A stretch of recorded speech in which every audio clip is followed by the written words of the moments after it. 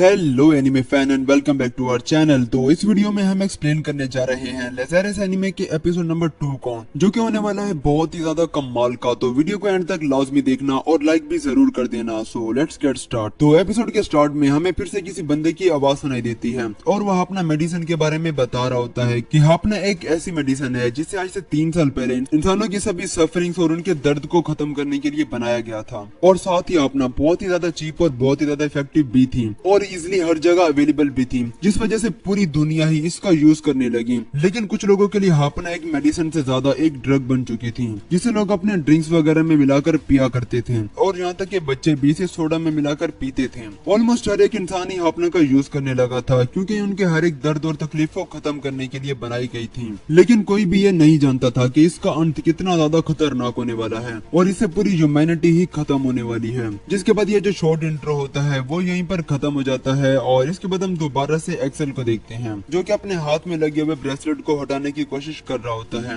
हर्षी से कहती है कि इसका कोई भी फायदा नहीं है, तुम इसे कभी भी नहीं हटा पाओगे, और साथ ही इस ब्रेसलेट की वजह से तुम्हारी जो लाइव लोकेशन है वो भी हमें पता चलती रहेगी, तो तुम लोग कहीं भी भाग कर नहीं जा सकते। एक्सेल नोट करता है कि ये ब्रेसलेट इन सभी लोगों के हाथों में भी मौजूद है। जिसके बाद हर्ष इन सभी लोगों से कहती है कि तुम सब लोगों के पास बस एक ही रास्ता है, या तो तुम डॉक्टर स्किनर को ढूंढकर अपनी आजादी हासिल कर लो, या फिर अपनी पूरी जिंदगी पुलिस से बचकर भागते रहो। जिसका मतलब है कि ये सब के सब लोग छोटे मोटे क्रिमिनल्स हैं, लेकिन ये सभी अपने अपने कामों में काफी ज्यादा एक्सपर्ट हैं। जिसके बाद एक्सेल क्रिस की गन छीनकर सीधा उसके सर पर लगा देता है, और वो ये सब इतनी स्पीड से करता है कि किसी को पता तक नहीं चलता। एक्सेल हर्ष से कहता है कि जल्दी से इस ब्रेसलेट को मेरे हाथ से हटाओ वरना बहुत बुरा होगा। जिसके बाद उसके ब्रेसलेट में से एक इलेक्ट्रिक शॉक निकलता है और उसके हाथ से उसकी गन भी गिर जाती है। हर्ष कहती है कि इसका कोई भी फायदा नहीं होने वाला, और वो बताती है कि अगर तुम इस ब्रेसलेट को अपने हाथ से निकालने की कोशिश करोगे तो ये ब्रेसलेट इतना गर्म हो जाएगा कि तुम्हारे हाथ को ही पिघला देगा, और हाँ, अगर मेरे साथ भी कुछ गलत करने की कोशिश की तो भी कुछ ऐसा ही होगा। जिसके बाद एक्सेल कहता है कि तो ठीक है, फिर मैं तैयार हूँ, और वैसे भी मैं तो हमेशा से ही डॉक्टर स्किनर से मिलना चाहता था। जिसके बाद हमें काफी अलग अलग न्यूज और टीवी शोज वगैरह दिखाए जाते हैं, जहाँ हर तरफ डॉक्टर स्किनर और बस हापना के बारे में ही बात चल रही होती है। जिसके बाद दोबारा से हम इन सभी को देखते हैं, और ये सब लोग बात कर रहे होते हैं कि ये डॉक्टर स्किनर को किस तरह से ढूंढेंगे। और एक्सेल यहाँ कह रहा होता है कि अगर हम डॉक्टर स्किनर को पकड़ लेते हैं तो इसमें भी हमें काफी ज्यादा प्रॉफिट हो सकता है। मतलब कि डॉक्टर स्किनर को पकड़ने के बाद हम उससे हापना की वैक्सीन लेकर उसे काफी महंगे दामों में बेच सकते हैं और उससे काफी ज्यादा पैसे कमा सकते हैं। जिस पर डगलस कहता है कि ऐसा सोचना भी मत, क्योंकि हमारी ये जो टीम है वो कोई पैसे बनाने के लिए या कोई बिजनेस चलाने के लिए नहीं बनाई गई, बल्कि हमारा काम है इस दुनिया को बचाना। जिस पर एक्सेल कहता है कि तो भाई क्या हम लोग कोई सुपर हीरो या एवेंजर्स वगैरह हैं या फिर कुछ और। डगलस कहता है कि फर्क नहीं पड़ता कि हम सुपर हीरो हों या फिर जो भी, हमारा मिशन है डॉक्टर स्किनर को ढूंढ निकालना। जिसके बाद एक्सेल इन सबसे कहता है कि भाई लोग, मैं तुम सबसे एक सवाल करने वाला हूँ, तो बिल्कुल भी शर्माना मत और इसका सीधा सीधा जवाब देना, यहाँ किस किस ने हापना को कंज्यूम किया है। जिसके बाद सभी लोग अपना अपना हाथ खड़ा करते हैं, और साथ ही एक्सेल भी, मतलब ये सब लोग भी हापना का यूज कर चुके हैं, तो जिसका मतलब है कि इनके पास भी ज्यादा टाइम नहीं बचा। खैर, इसके बाद डगलस एक्सेल को इनका ऑपरेशन बेस दिखाता है, जहाँ पर अब से ये लोग रहने वाले हैं, और साथ ही ये सारी प्लानिंग भी यहीं से करेंगे। डगलस एक्सेल से कहता है कि वैसे तो मैं तुम्हें हमारी टीम में शामिल करने के बिल्कुल खिलाफ था, क्योंकि तुम हर जगह भागते कूदते रहते हो, तो सब लोगों की नजरें बस तुम पर ही होती हैं। तुम जैसा उछल कूद करने वाला बंदा हमारी टीम के लिए काफी ज्यादा बर्डन हो सकता है। जिसके बाद एक्सेल को इनका गैरेज वगैरह भी दिखाता है, जहाँ इनके कुछ गाड़ियां भी खड़ी होती हैं। खैर, ये सब के बाद डगलस अपनी टीम के सभी बंदों को डॉक्टर स्किनर के बारे में बता रहा होता है कि डॉक्टर स्किनर की जो अभी करंट एज है वो 56 ईयर हो चुकी है, अगर वो अभी तक जिंदा होंगे तो। और साथ ही उसकी फैमिली में कोई भी बंदा मौजूद नहीं है, क्योंकि उसके जो पेरेंट्स थे उनकी डेथ हो गई थी जब वो बस 12 साल का था। जिस पर क्रिस कहती है कि वैसे हम इस बारे में क्यों बात कर रहे हैं, मतलब हमें तो उसके प्रोफेशन के बारे में बात करनी चाहिए ना, ताकि हमें उसके बारे में कुछ पता चल सके। डगलस इन्हें बताता है कि डॉक्टर स्किनर को 3 बार नोबेल अवार्ड भी मिल चुका है, लेकिन उसने अपने नोबेल प्राइज के सभी पैसों को चैरिटी में डोनेट कर दिया था। मतलब कि वो बहुत अच्छा इंसान था जिसने काफी हम्बल लाइफ जी है। हर्ष कहती है कि डॉक्टर स्किनर हमारी अर्थ के क्लाइमेट चेंज को लेकर भी काफी ज्यादा सीरियस था, और यहाँ तक कि उन्होंने बहुत सारे इन्वायरमेंटल समिट्स वगैरह में भी काफी ज्यादा स्पीच दी है। जिसके बाद हम डॉक्टर स्किनर की एक स्पीच भी दिखाई जाती है, जहाँ वो कह रहा होता है कि मेरी कैलकुलेशन के मुताबिक आज से ठीक 3 साल बाद नॉर्थ पोल की सभी आइस पिघल जाएगी, जिस वजह से हमारी पूरी दुनिया का ही खात्मा हो सकता है। तो हमें उसे रोकने के लिए अभी से ही कुछ न कुछ एफर्ट करनी होगी। लेकिन हम देखते हैं कि इसकी बात में कोई भी सीरियस नहीं होता और सब लोग वहाँ से उठकर चले जाते हैं। जिसके कुछ दिनों दिनों बाद ही डॉक्टर स्किनर भी कहीं गायब हो गए थे।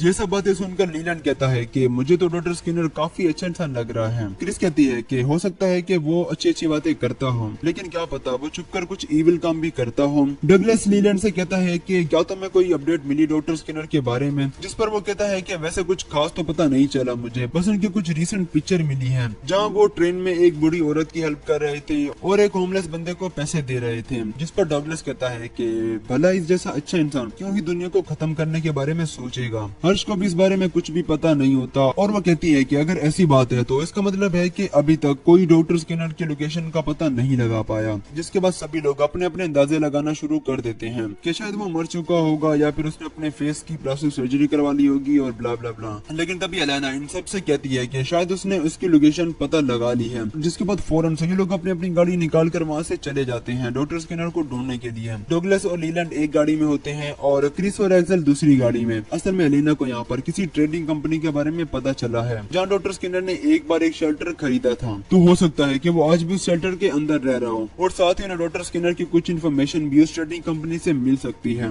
एक्सेल और क्रिस उस शेल्टर में जाते हैं और डगलस और लीलैंड उस ट्रेडिंग कंपनी में जाते हैं जहाँ से उसने वो शेल्टर खरीदा था और एलेना यहाँ पर सीसीटीवी कैमरास पर नजर रखे हुए थी डॉक्टर स्किनर को ढूंढने के लिए। जिसके बाद हम एक्सेल और क्रिस को देखते हैं जहाँ क्रिस पूछ रही होती है कि तुम जेल क्यों गए थे और तुम्हें कितने साल की सजा मिली थी। जिस पर एक्सेल बताता है कि शायद मुझे कोई 888 ईयर्स की सजा मिली थी। जो सुन क्रिस एकदम से शॉक्ड हो जाती है और वो अचानक से गाड़ी का ब्रेक लगाकर उसे गाड़ी से नीचे फेंक देती है और अपनी गन निकाल कर उसे पूछती है कि क्या तुम कोई साइको केस हो क्या, क्योंकि तुम अच्छी तरह से जानते हो कि किसी एक इंसान को मारने पर इतनी बड़ी सजा नहीं मिलती, तो सच सच बताओ कि तुमने कितने इंसानों को मारा है। एक्सेल कहता है कि अरे अरे चिल करो, मैं तुम्हें सब कुछ बताता हूँ। तुम्हें पता है ना कि जब हम जेल तोड़ने की कोशिश करते हैं तो वो हमारी सजा को डबल कर देते हैं। तो असल में मुझे बस 3 साल की ही सजा मिली थी, लेकिन मैंने बार बार जेल तोड़ने की कोशिश की जिस वजह से मेरी सजा इतनी बढ़ गई। जिस पर क्रिस कहती है कि तो तुमने इतनी ज्यादा बार भागने की कोशिश क्यों की। एक्सेल कहता है कि ये तो मेरी हॉबी है, बस इसीलिए। दूसरी तरफ हम डगलस और लीलैंड को भी देखते हैं जहाँ वो दोनों भी एक दूसरे से जान पहचान बढ़ा रहे होते हैं और एक दूसरे के बारे में पूछ रहे होते हैं। डगलस यहाँ एलेना के बारे में भी बताता है कि वैसे तो वो दिखने में बच्ची लगती है लेकिन वो बहुत ही ज्यादा मेच्योर है और वो एक एक्सपर्ट हैकर भी है। जिसके बाद एक्सेल और क्रिस उस शेल्टर के अंदर आ जाते हैं और यहाँ पर डॉक्टर स्किनर को ढूंढने लगते हैं। वैसे ये लोग नोटिस करते हैं कि इस शेल्टर के अंदर का जो जनरेटर होता है वो अभी भी चल रहा होता है, जिसका मतलब है कि अंदर कोई ना कोई जरूर मौजूद होगा। काफी ढूंढने के बाद उन्हें एक बड़े सारे हॉल में एक बंदा चेयर पर बैठा दिखाई देता है, जिसे देख ये लोग उसके पास जाने लगते हैं और तब भी यहाँ सीन शिफ्ट हो जाता है और हम देखते हैं कि लीलैंड और डगलस भी उस ट्रेडिंग कंपनी में आ चुके होते हैं और वो लोग देखते हैं कि वहाँ कुछ कंप्यूटर्स ऑन थे, जिसे देख डगलस को शक हो जाता है कि यहाँ भी कोई ना कोई जरूर होगा। जिसके बाद लीलैंड थोड़ा सा आगे जाता है तो एक बंदा सीधा उसके सर पर अपनी गन तान देता है। जिसके बाद हम फिर से क्रिस और एक्सेल को देखते हैं जहाँ ये दोनों को लग रहा होता है कि ये बंदा ही शायद डॉक्टर स्किनर हो सकता है और जैसे ये दोनों उसके पास जाने वाले होते हैं तो कुछ लोग इन पर अंधाधुंध गोलियां चलाना शुरू कर देते हैं। ये दोनों किसी तरह से उनसे बचते बचाते वहाँ से भाग निकलते हैं और ये दोनों भी उन पर गोलियां चलाना शुरू कर देते हैं। जिसके बाद फिर से हम डगलस और लीलैंड को देखते हैं जहाँ वो बंदा डगलस को उसकी पिस्टल नीचे रखने का कहता है और कहता है कि अब बताओ कि वो कहाँ पर है। डग कहता है कि मुझे क्या पता तुम किसकी बात कर रहे हो। जिस पर ये बंदा कहता है कि तुम शराफत से मुझे उस बंदे के बारे में बता दो वरना मुझे अच्छी तरह से उगलवाना आता है। और तभी यहाँ पर एक और बंदा भी आ जाता है और वो भी इन पर पिस्टल लगाकर कहता है कि तो तुम जल्दी से बताओ कि वो कहाँ पर है, कोबायाशी